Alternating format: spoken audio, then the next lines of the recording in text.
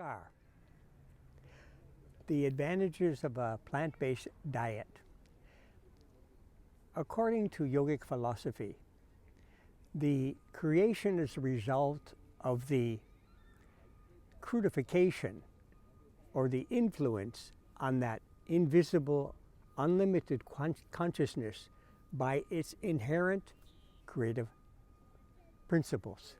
And there are three creative principles. And according to their bondage on that consciousness, different manifestations come into being. The first principle is known as the sattvic or sentient principle. And the nature of this principle is it's the most subtle of all three. It is related to lightness, awareness, purity, and happiness and peace. These are sometimes called the three forces of nature because they're in all things, in all beings. The second principle is called the rajasic or mutative force. And this is not as subtle as the first. It's responsible for action, movement, change, restlessness, and activity. And the third force is called the static or the tamasic force. And this is the crudest of all three. And it's associated with decay, death, inertia, degeneration, and ignorance. So these three forces interact in all things at all times. And just to give an example of how they work. For example, if you see a flower in nature, that flower, when it's expressing its beauty in the luster and the shininess of the flower, it's dominated by the sentient or the static force. And when it's growing from seed into that plant, it's dominated by the mutative force. And when it withers and decays and its petals fall off, it's dominated by the static force.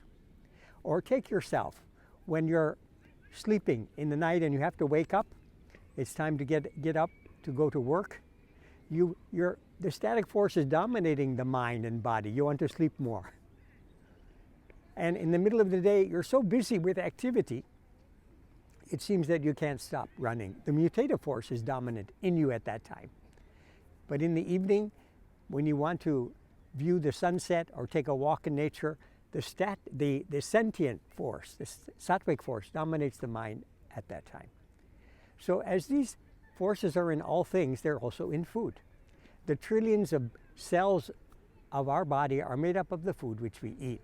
So a spiritual aspirant, someone who wants to develop their higher consciousness, will select that food which would actually help them to develop that subtle energies in their body and mind. And so food and diet are not the same thing. When we eat food, it provides a nutritional content for our body. But also there's an effect on our mind as well. And so when the food not only provides nutrition, but also gives health to mind and body, that is a truly healthful and balanced diet. So the yogic principle considers not just the nutritional content of food, but how it affects the mind and body. And so there are three categories of food. The first is called, again, the sattvic or sentient force, the subtlest of all.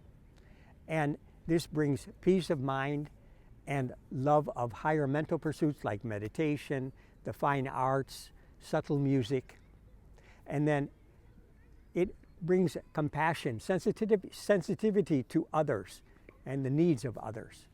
So examples of sentient food are fruits, vegetables, grains like rice, corn, or oats, pulses like dals, legumes, beans, nuts, seeds, dairy products like milk, cheese, and butter, natural sweeteners like honey, unrefined sugar or molasses, herbal teas, herbal coffees.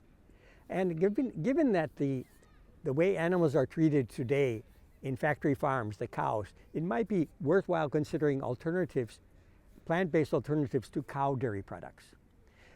The rajasic, second category of food, is good for it may or may not be good for the mind and body, whereas the sattvic food is good for the mind and also good for the health. But sattvic food may or may not be good for the mind and body.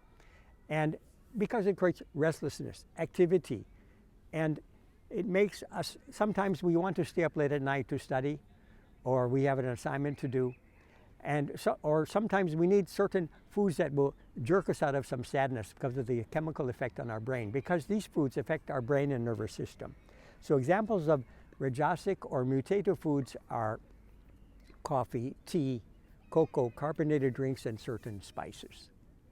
And the static food is the third category. It is not good for our mind and may or may not be good for the body as well. It increases our materialistic desires, and it may arouse more anger, greed, and lower propensities of mind. And for example, certain foods in this category, because of their heating capacity, they may awaken the lower energy centers or the instincts in the mind.